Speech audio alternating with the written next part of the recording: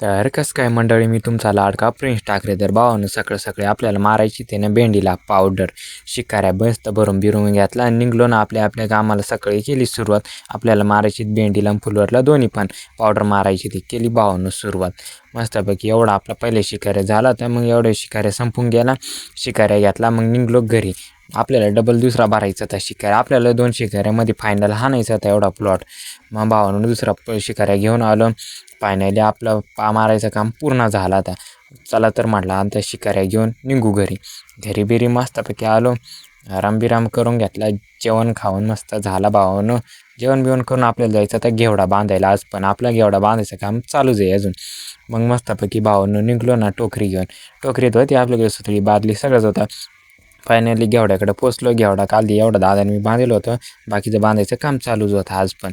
आज पण काय तर होत नव्हताच, पण निमा तर झालाच होता आपल्या आज तरी पण.